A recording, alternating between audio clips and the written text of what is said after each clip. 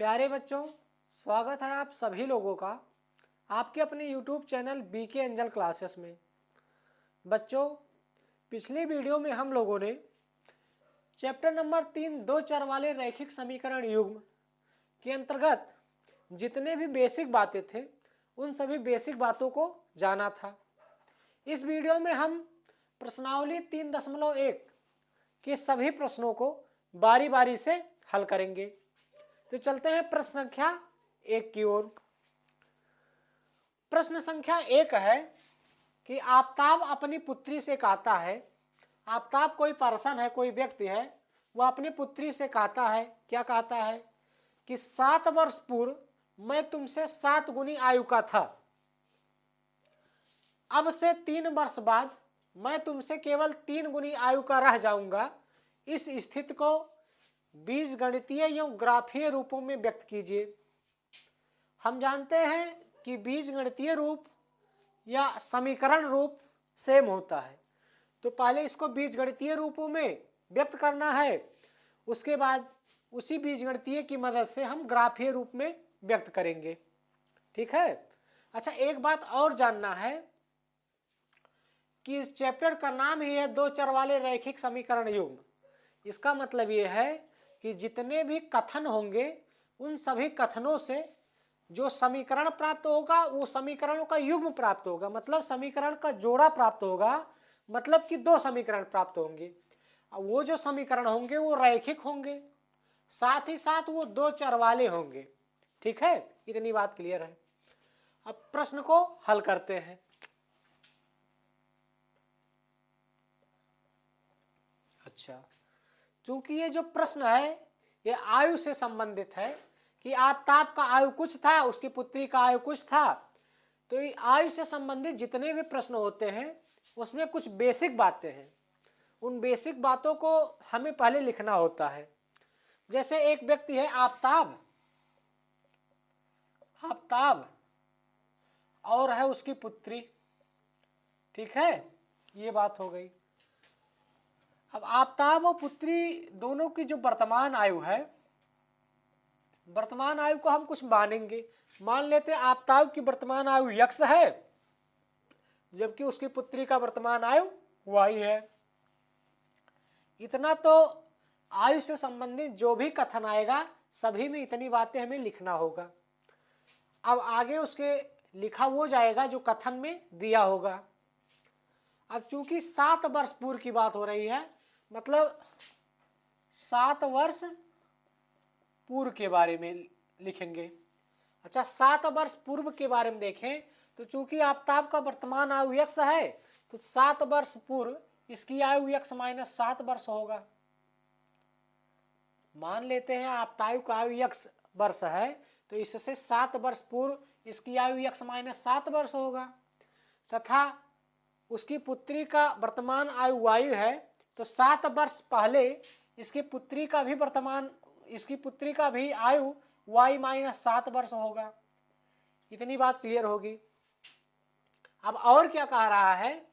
कह रहा है कि अब से 3 वर्ष बाद, यानी 3 वर्ष बाद के बारे में, 3 वर्ष बाद के बारे में। आफताब का वर्तमान आयु x है, x के 3 वर्ष बाद, यानी आफताब की उम्र वर्तमान आयु के 3 वर्ष बाद क्या होगा? तो x + 3 होगा। ठीक है, क्लियर होगा। x + 3 वर्ष। उसकी पुत्री का वर्तमान आयु y है तो 3 वर्ष बाद उसकी पुत्री का जो आयु होगा y + 3 होगा। इतनी बात क्लियर हो गई होगी। ठीक है। अब जो कथन दिया हुआ इस कथन को देखेंगे और कथन के अनुसार समीकरण बनाएंगे, और जो समीकरण बनेगा वही समीकरण उसका बीजगणितीय रूप होगा। ठीक है, उस समीकरण से हम ग्राफीय रूप में व्यक्त करेंगे। तो देखिए कथन क्या कहता है। कथन कहा जा रहा है कि 7 वर्ष पूर्व मैं तुमसे 7 गुनी आयु का था। आफताब कहता अपनी पुत्री से कि 7 वर्ष पूर्व मैं, यानी आफताब तुमसे 7 गुनी आयु का था, मतलब 7 वर्ष पहले जो आफताब की उम्र थी वो x - 7 थी। उस स्थिति में उसकी जो पुत्री का उम्र थी ये y माइनस 7 थी और उसके पुत्री के 7 गुने के बराबर। ये कहा जा रहा कि 7 वर्ष पूर्व मैं यानी आफ्ताब की उम्र उसकी पुत्री की उम्र के 7 गुने की बराबर आयु का था। इतना क्लियर हुआ। अब ये समीकरण प्राप्त हुआ, इस समीकरण को हल करेंगे। समीकरण को हल करते हैं x माइनस 7 बराबर 7 को अंदर ले जाएंगे 7y माइनस 49 हो गया। ठीक है, अब 7 को हम इधर ट्रांसफर करते हैं तो x बराबर 7y माइनस 49 और प्लस 7, इधर माइनस इधर जाके प्लस हो जाएगा, अर्थात x बराबर 7y और माइनस 42। क्लियर है, ये समीकरण नंबर 1 प्राप्त हुआ, समीकरण नंबर 1 हो गया। इतनी बात क्लियर है। अब एक कथन तो ये था कि 7 वर्ष पूर्व मैं तुमसे 7 गुनी आयु का था। अब दूसरा कथन है कि अब से 3 वर्ष बाद मैं तुमसे केवल 3 गुनी आयु का रह जाऊंगा। यानी वर्तमान आयु जो है इसकी आफ्ताब की x है, तो अब वर्तमान आयु से 3 वर्ष बाद यानी x प्लस 3 वर्ष पे उसकी जो पुत्री का उम्र होगा y प्लस 3 होगा और उसके उम्र के 3 गुने के बराबर हो जाएगा, अर्थात 3 वर्ष बाद आफ्ताब की उम्र उसके पुत्री की उम्र के 3 गुने के बराबर होगा। अब इसको हल करेंगे तो x प्लस 3 बराबर 3 को अंदर ले जाएंगे 3y प्लस 9 हो गया। ठीक है, अब x बराबर 3 को इधर ट्रांसफर करेंगे तो 3y प्लस 9 और माइनस 3 हो गया, क्योंकि इधर प्लस इधर जाएगा तो माइनस हो जाएगा। x बराबर 3y और प्लस 9 में से 3 गए 6। क्लियर हो गया, ये समीकरण नंबर 2 प्राप्त हुआ। अब समीकरण 1 तथा समीकरण 2 इस कथन का बीजगणितीय रूप है। अब आप लिखना चाहते हैं तो यहां नीचे लिख सकते हैं कि समीकरण 1 तथा समीकरण 2 इस कथन का बीजगणितीय रूप है। इतनी बात क्लियर हो गई। अच्छा, एक बात हम इससे और देख सकते हैं कि चैप्टर का नाम है 2 चर वाले रैखिक समीकरण युग्म। तो समीकरण का युग्म तो प्राप्त हो गया 2 समीकरण, साथ ही साथ देखेंगे कि ये रैखिक है कि नहीं। तो चूंकि ये रैखिक है क्योंकि इसमें जो चर राशियां हैं x और y इनके पावर 1 है, तो ये इससे स्पष्ट है कि ये रैखिक है। साथ ही साथ 2 चर वाले हैं क्योंकि दोनों में x और y है। ये इसका मतलब ये हुआ कि ये समीकरण 2 चर वाले रैखिक समीकरण है, रैखिक समीकरण के युग्म है। तो समीकरण 1 तथा 2 से स्पष्ट है कि इस कथन का मतलब ये बीजगणितीय रूप है। ठीक है, अब इस जो समीकरण निकले हैं इस समीकरण से x और y के कुछ मान निकालेंगे और उन x और y के मान को हम कन्वर्ट करके ग्राफीय रूप में व्यक्त करेंगे। तो चलते हैं, इसको इरेज करने के बाद अगला पार्ट देखते हैं।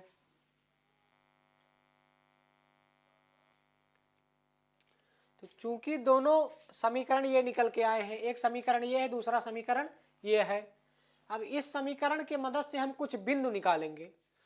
तो इस समीकरण को कैसे हल करते हैं, तो लिखेंगे माना x बराबर 0 रखने पर, अगर x का मान हम 0 रख लेते हैं तो y का कुछ मान निकल के आ जाएगा। इस प्रकार एक बिंदु मिलेगा x कामा y कुछ। ठीक है, इसी प्रकार इसमें भी करके और उसको फिर ले जाके ग्राफ खींच के ग्राफ में दर्शा देंगे। तो माना x बराबर अगर 0 मानते हैं तो 0 बराबर 7y और माइनस 42। 42 को इधर करेंगे तो 42/7 बराबर y। ठीक है, और 7 छक 42, y का मान 6 निकल के आया। तो यहाँ से जो x कामा y प्राप्त हुआ वो क्या प्राप्त हुआ 0,6। अच्छा, ये एक बात यहाँ ध्यान देना है कि x पहले होना चाहिए y बाद में होना चाहिए। यक्स को जो है भुज, वाई को कोटि कहा जाता है, शायद 9th में आप पढ़े होंगे। तो यक्स का मान 0 प्राप्त हुआ, रखे हैं, तो वाई का मान 6 निकल के आया। अब एक तो बिंदु ये प्राप्त हो गया, ठीक है। अच्छा, हम जानते हैं कि एक बिंदु से काम चलने वाला नहीं है, क्योंकि कोई रेखा खींचेंगे, रैखिक रूप का समीकरण जो है दिया है, तो एक बिंदु है, तो एक बिंदु से ये क्लियर नहीं होगा कि रेखा की डायरेक्शन क्या होगी। जैसे इस पे ऐसे भी खींच सकते हैं, इधर से भी खींच सकते हैं, मान लेते हैं ये बिंदु है, तो इसका क्लियर डायरेक्शन नहीं है। लेकिन अगर दो बिंदु मिल जाए, एक बिंदु ये, एक बिंदु ये, तो हम क्लियर कह सकते हैं कि ये रेखा ऐसे जाएगा। मान लेते हैं एक बिंदु ये मिल गया, एक बिंदु ये, तो क्लियर हो गया कि ये रेखा इधर से जाएगा। तो हम इस समीकरण से दो बिंदु निकालेंगे, दो बिंदु निकालेंगे, ठीक है। तो दो बिंदु कैसे निकालेंगे, यक्स का कुछ मान रखेंगे, वाई का मान निकल जाएगा, या वाई का मान लेते हैं तो यक्स का मान निकल जाएगा। आप अपनी इच्छा अनुसार कुछ भी मान सकते हैं, ठीक है। तो हमने जो है, ताकि बहुत लंबा ना हो, तो यक्स बराबर 0 मान लिया। अब फिर क्या मानेंगे, यक्स बराबर 2, 3, 4, 5 कुछ भी मान सकते हैं, तो वाई का मान कुछ निकल के आएगा। अब हम अपनी आसानी के अनुसार ऐसे बिंदु को मानते हैं, ऐसा मान रखते हैं, ताकि समीकरण आसानी से हल हो जाए, एक पूर्णांक मान निकल के आए। अगर पूर्णांक नहीं आएगा तब भी ग्राफ बन जाएगा, लेकिन थोड़ा सा और आसानी हो जाएगी पूर्णांक आने पे।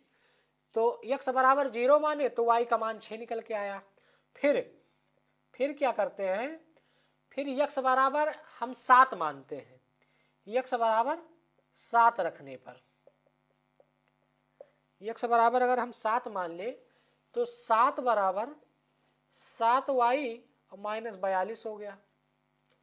अगर 42 को इधर ट्रांसफर किए तो 7 + 42 बराबर 7y हो गया।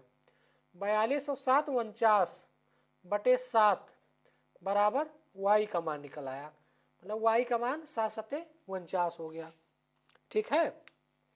अब यहाँ से एक बिंदु और निकल के क्या आया, यक्स कामा वाई जो निकल के आया वो आया 7,7, क्योंकि यक्स का मान 7 माने तो वाई का मान भी 7 निकल के आ गया। इतना क्लियर हो गया होगा। यहाँ से इस इक्वेशन से 2 पॉइंट निकल के आया। अब इसी तरह इस इक्वेशन से भी 2 पॉइंट निकालेंगे। तो इस इक्वेशन से यक्स बराबर 0 रखने पर, मान लेते हैं यक्स बराबर 0, यक्स बराबर अगर 0 मान लिए तो इसको हल करेंगे, तो 0 बराबर 3y + 6, 6 को इधर भेजेंगे तो 3y हो जाएगा, अर्थात y बराबर -6/3 बराबर -2। यहाँ से फिर क्या वैल्यू आया यक्स कामा वाई का, 0, -2, क्लियर है। यक्स बराबर 0 माने तो y बराबर -2 प्राप्त हुआ। फिर यक्स बराबर अब कुछ और मानते हैं, यक्स बराबर क्या मान ले, यक्स बराबर मान लेते हैं 3। यक्स बराबर 3 रखने पर, जब यक्स बराबर 3 मान ले तो अब देखते हैं y का मान क्या होगा। तो समीकरण जो है इसमें रखते हैं 3 बराबर 3y + 6, 6 को इधर ट्रांसफर करते हैं, 3y, 3 में से 6 गए -3 हो गया, बराबर 3y, तो y बराबर -3/3 बराबर -1 प्राप्त हुआ, क्लियर है। तो यहाँ से यक्स कामा वाई जो प्राप्त हुआ वो 3, -1 प्राप्त हुआ। इतनी बात क्लियर हुई।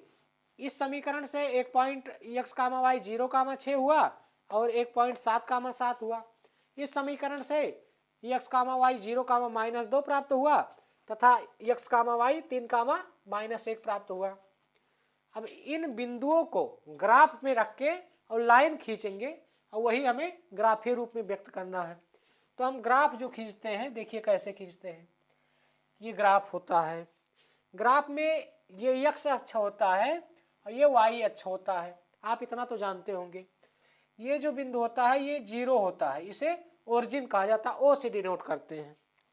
ओरिजिन माने मूल बिंदु होता है।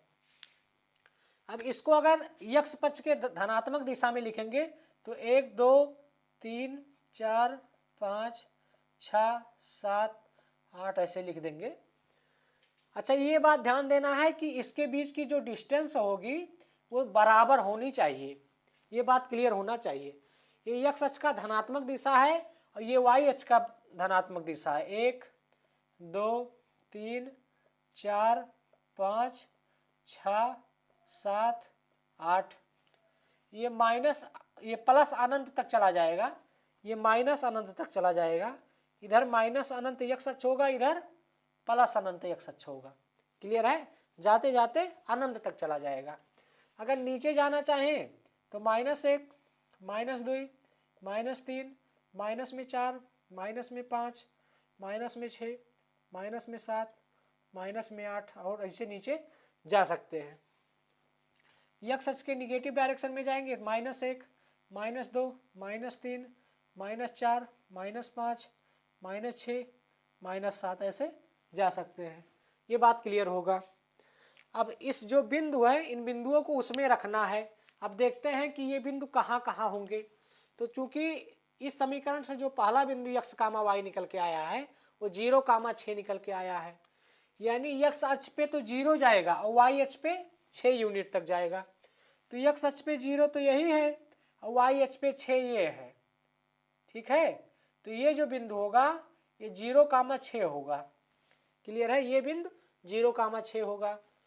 अब ये जो पॉइंट निकल के आया x, y 7, 7 निकल के आया, मतलब x अक्ष पे 7 जाएगा और y अक्ष पे भी 7 यूनिट जाएगा।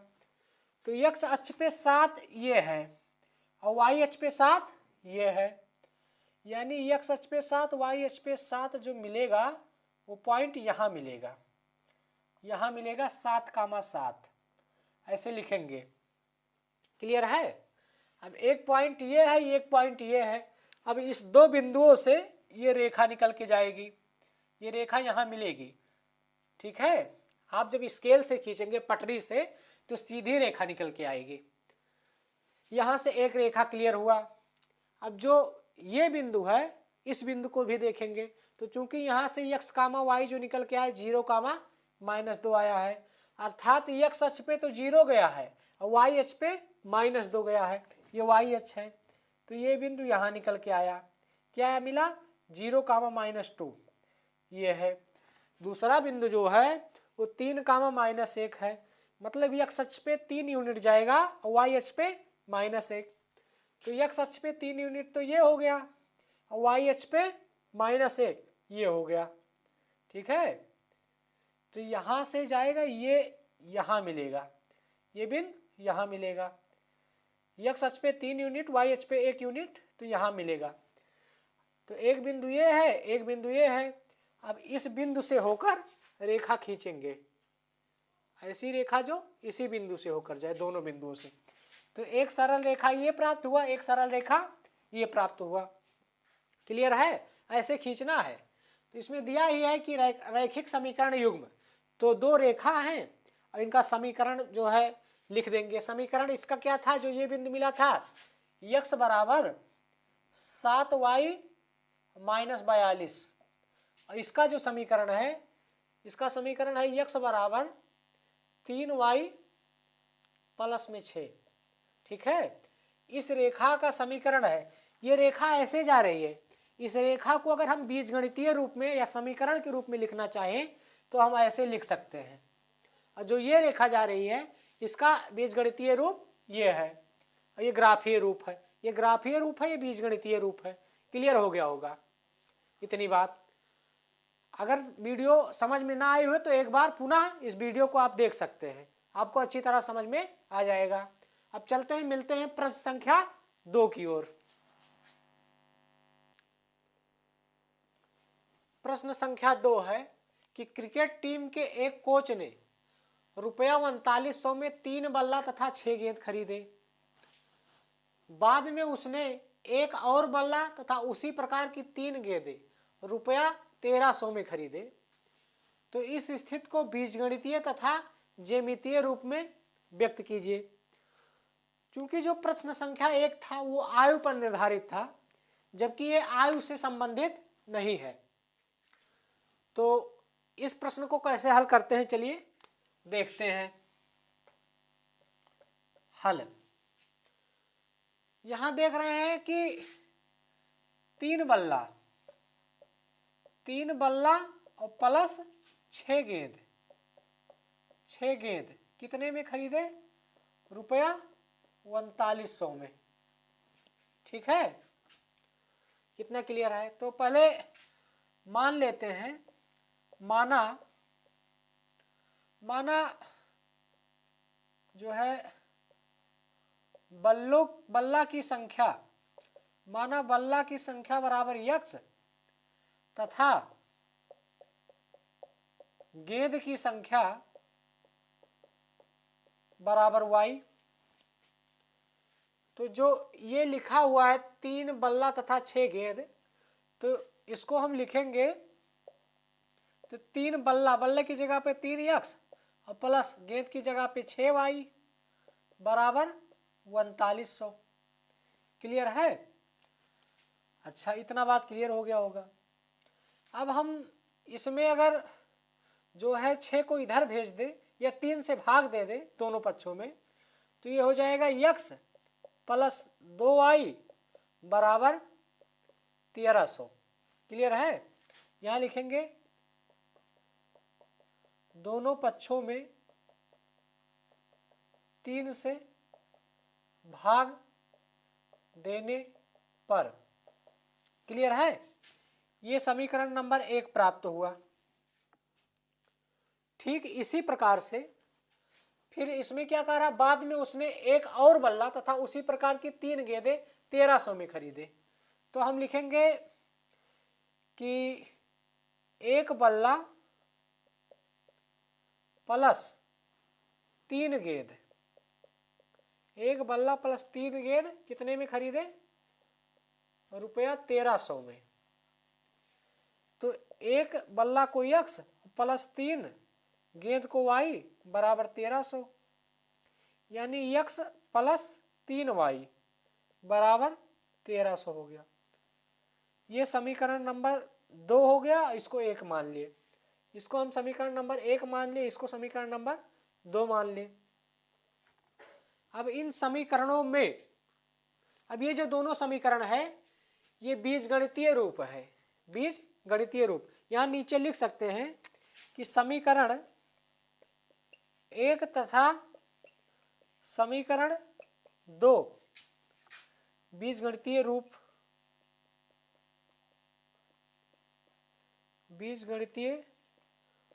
में है। इसको एक बार फिर से समझा देते हैं। कह रहा है कि क्रिकेट टीम के एक कोच ने 3900 रुपए में 3 बल्ला तथा 6 गेंद खरीदे। दूसरा कथन है कि बाद में उसने एक और बल्ला तथा उसी प्रकार के 3 गेंदों को 1300 रुपए में खरीदे। तो इस स्थिति को बीजगणितीय तथा ज्यामितीय रूप में व्यक्त कीजिए। तो पहला कथन जो था कि 3900 में 3 बल्ला और 6 गेंद खरीदे, तो माना बल्ला की संख्या x और गेंद की संख्या y मान ले। तो चूंकि 3 बल्ला और 6 गेंद 3900 में खरीदे, तो 3x प्लस 6y बराबर 3900। इसमें 3 से भाग दे दे दोनों पक्षों में, तो यहाँ x हो गया, यहाँ 2y हो गया और 1300 हो गया। क्लियर है? यह समीकरण नंबर 1 हो गया। फिर कह रहा है कि एक बल्ला तथा उसी प्रकार की 3 गेंदों 1300 में खरीदे। तो एक बल्ला और 3 गेंदों को 1300 में खरीदे, तो 1x प्लस 3y 1300 के बराबर हो गया, अर्थात x प्लस 3y बराबर 1300 समीकरण नंबर 2 हो गया। अब समीकरण 1 तथा समीकरण 2 जो है वो बीजगणितीय रूप में है। इतनी बात क्लियर हो गई होगी। अब हम इसको इरेज करके आगे लिखते हैं।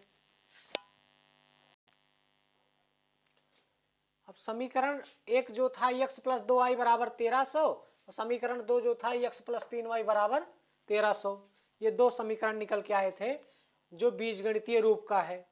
अब इसको ज्यामितीय रूप में व्यक्त करना है। ज्यामितीय मतलब ग्राफीय रूप में व्यक्त करना है। तो इसमें से कुछ पॉइंट निकालेंगे x और y के मान, और उस x y के मान को हम ग्राफ में रख के दिखा देंगे कि ये ग्राफीय रूप है।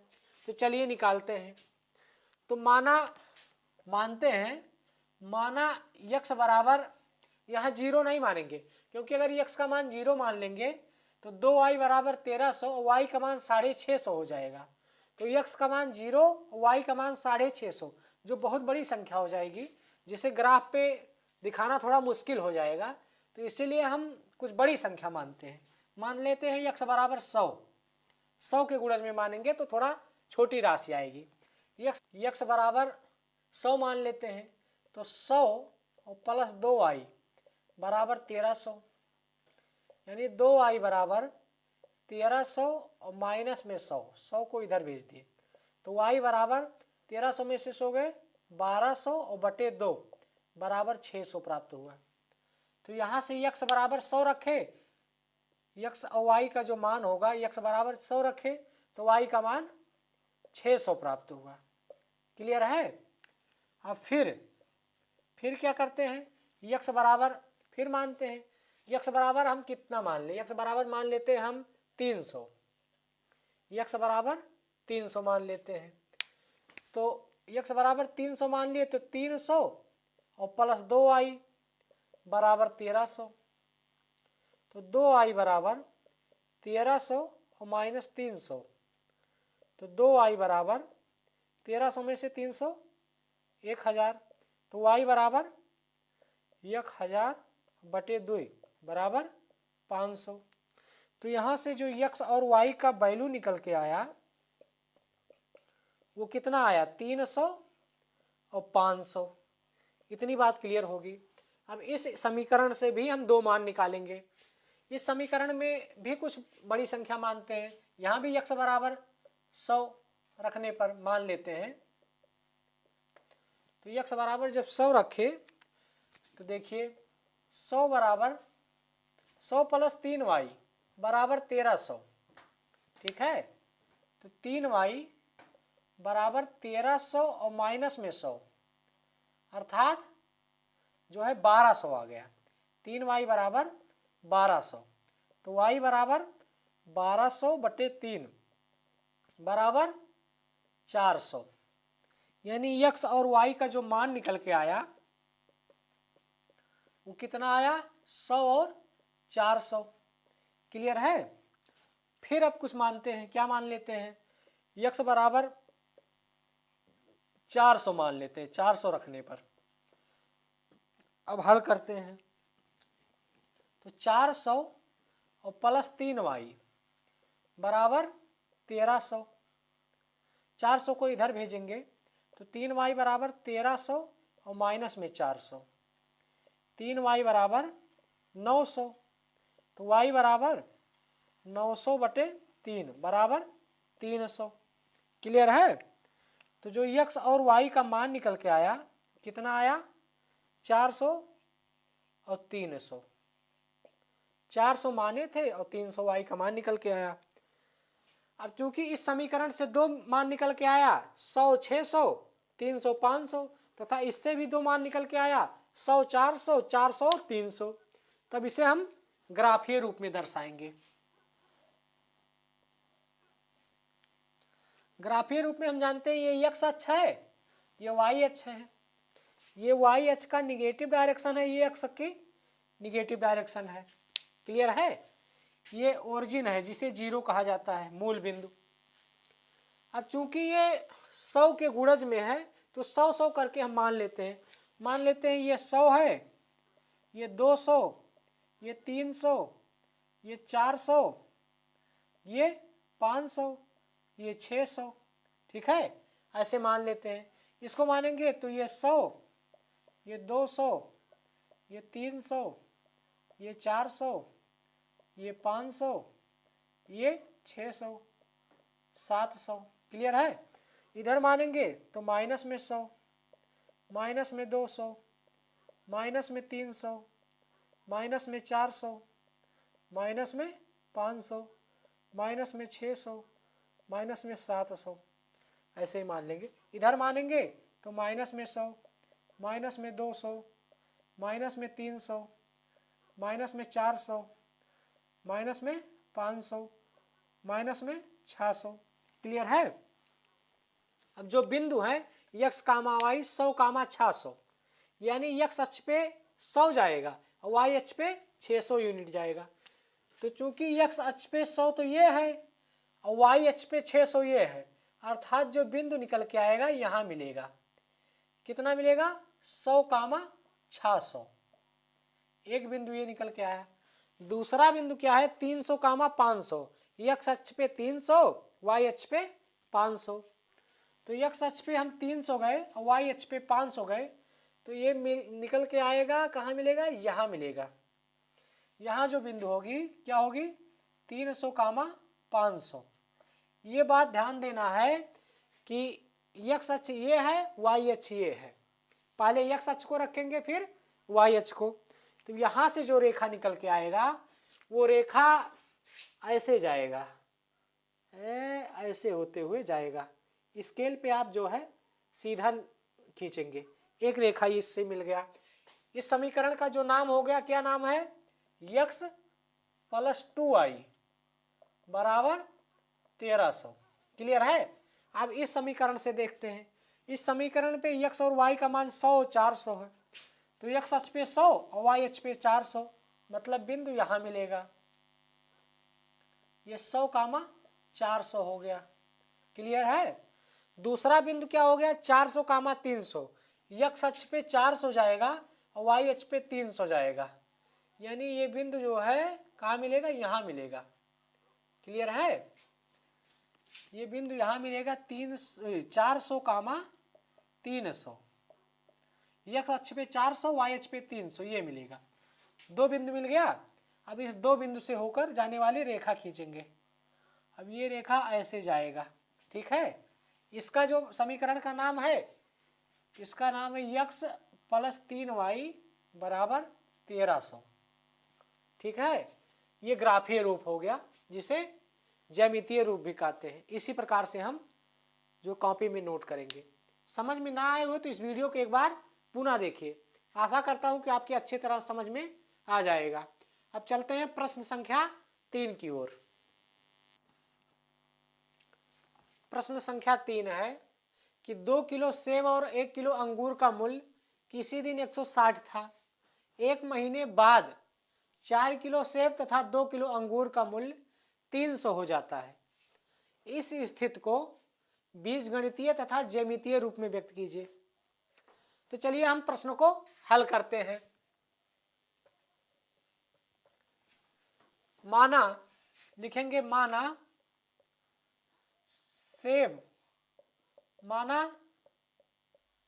सेबों की मात्रा बराबर x तथा अंगूरों की मात्रा बराबर y, ये मान लिए हैं। अब चूंकि दिया है 2 किलो सेब और प्लस 1 किलो अंगूर, 1 किलो अंगूर का जो मूल्य है वो 160 रुपया। तो हम लिख सकते हैं 2 किलो सेब, सेब को हम x माने 2x प्लस 1 और अंगूर को क्या माने हैं y बराबर 160। ठीक है। यानी लिख सकते हैं 2x प्लस y बराबर 160। इसको हम समीकरण नंबर 1 मान लिए। ठीक है। इसी प्रकार से क्या दिया है, इसी प्रकार से दिया 4 किलो सेब और 2 किलो अंगूर का मूल्य 300 है। तो लिखेंगे 4 किलो सेब प्लस 2 किलोग्राम अंगूर बराबर 300 रुपये। क्लियर है। यानी 4x, सेब को x माने थे और अंगूर को y माने थे, बराबर 300। इसमें अगर हम 2 से भाग दे दें तो इसको हम लिख सकते हैं 2x प्लस y बराबर 150। यहाँ लिखेंगे 2 से दोनों पक्षों में भाग करने पर, 2 से भाग इसलिए किए हैं कि जो समीकरण है ये छोटा हो जाए, आसानी से डिवाइड हो जाए। क्लियर है। अब इतना करने के बाद हम जो है x और y का अलग अलग इक्वेशन से वैल्यू निकालेंगे, उसको ज्यामितीय रूप में व्यक्त करेंगे।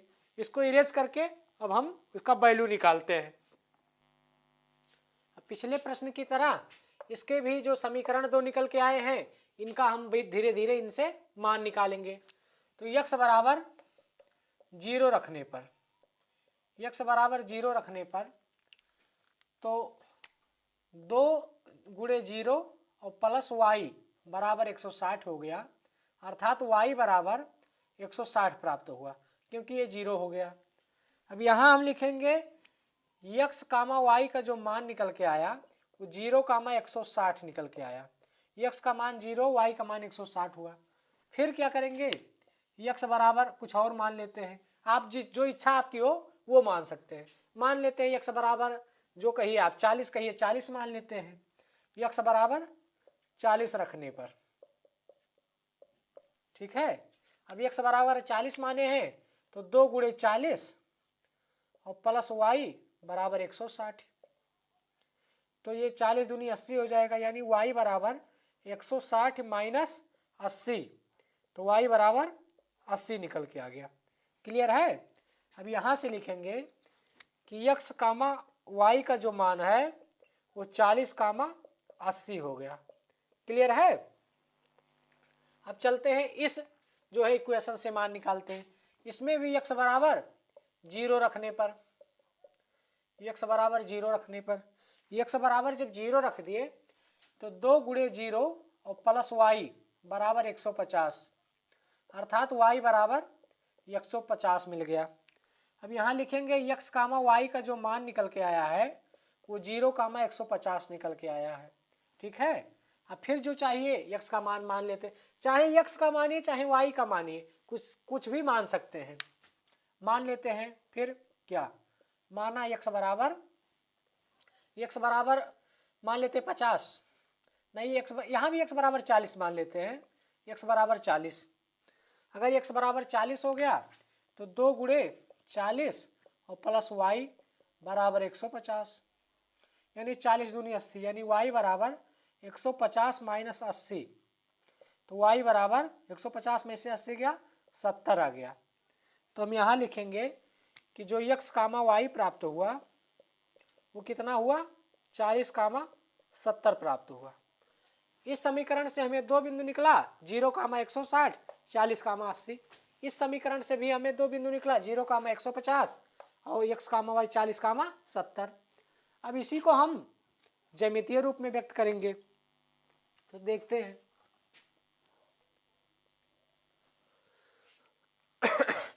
ज्यामितीय रूप में ये x अक्ष है, ये y अक्ष है, जितना हम जानते हैं। ये 0 है जिसे ओरिजिन कहा जाता है। अब इसको चूंकि 0 से 160 तक है, 150 तक है, तो इसको हम 20 के गुणज के रूप में मान लेते हैं। जैसे ये 20 हो गया, ये 40 हो गया, ये 60 हो गया, 80, 100, ऐसे ही मान लेंगे। 120, बंद करो यार, 120 हो गया, फिर 140 हो गया, 160 हो गया, आगे जा सकता है। इसको भी 20 के गुणज के रूप में मानते हैं। 20, 40, 60, 80, 100, 120, 140, 160, 180, ऐसे मान सकते हैं। इसको मानना चाहे तो मान सकते हैं, लेकिन यहाँ कुछ भी वैल्यू माइनस में नहीं आया तो छोड़ देते हैं इसको। अच्छा, एक बात और ध्यान देना है, ये 0 से 20 माने हैं, अर्थात 0 से लेकर 20 के बीच में अगर कोई संख्या आएगी तो इसका मतलब इसी के बीच में आएगा, या 20 से 40 के बीच में, इसी के बीच में आएगा, ठीक है। कितना बात क्लियर होगा। अब जो पहला पॉइंट है x कामा y 0 कामा 160 है, अर्थात x अक्ष पे 0 है, y अक्ष पे 160 है, तो x अक्ष 0 ये है और y अक्ष पे 160 है, तो ये 0 हो गया, ये 160 हो गया, अर्थात जो बिंदु निकला ये निकला 0 कामा 160, ये प्राप्त हुआ, ठीक है। दूसरा x कामा y 40 कामा 80 है, यानी x अक्ष पे 40 जाएगा, y अक्ष पे 80 जाएगा। x अक्ष पे 40 ये है और y अक्ष पे 80 ये है, तो यहाँ से लेकर के ये बिंदु यहाँ मिलेगा, यहाँ मिलेगा। कौन सा बिंदु होगा, 40 कामा 80। x 40 है, y 80 है। अब एक बिंदु ये मिला, एक बिंदु ये मिला, इस दोनों बिंदु से अगर रेखा खींचा जाए तो रेखा ये ऐसे आएगा, जो रेखा आएगा वो ऐसे निकल जाएगा। पटरी से आप खींचेंगे तो सीधा निकल के आएगा। इस रेखा का जो नाम है 2x + y बराबर 160, 2x + y बराबर 160 रेखा का नाम लिख देंगे। ठीक है, अब इससे भी देखेंगे, इससे x, y 0, 150 प्राप्त हुआ। मतलब x अक्ष पे 0, y अक्ष पे 150, ये 0 है और ये 150, तो 0 तो यही है और 150 से 140 से 160 के बीच में होगा, तो यहाँ मिला है। यहाँ क्या लिखेंगे 0, 150। क्लियर है। दूसरा पॉइंट x, y 40, 70, x अक्ष पे 40 जाएगा, y अक्ष पे 70 जाएगा, तो 40 ये है और 70 जो है वो यहाँ मिलेगा। कहाँ मिलेगा? यहाँ मिलेगा, 60 और 80 के बीच में मिलेगा। इसको क्या बोलेंगे 40, 70। क्लियर है, यहाँ मिलेगा। अब यहाँ से जो रेखा निकल के आएगी वो एक बिंदु तो ये है, दूसरा बिंदु ये है, तो इन दोनों बिंदु से निकलेंगे। तो इसको रेखा को ये ऐसे दर्शाएंगे। ठीक है, पटरी से सीधा खींचेंगे। इसका जो नाम है, इसका नाम है 2x + y बराबर 150, इस रेखा का नाम। और इस रेखा का नाम है 2x + y बराबर 160। आशा करता हूं कि ये आपको अच्छी तरह से क्लियर हो गया होगा। अगर क्लियर नहीं हुआ तो इस वीडियो को एक बार पुनः देखिए, आसानी से समझ में आ जाएगा। अब मिलते हैं अगले वीडियो में प्रश्नावली 3.2 के साथ। जय हिंद, जय भारत।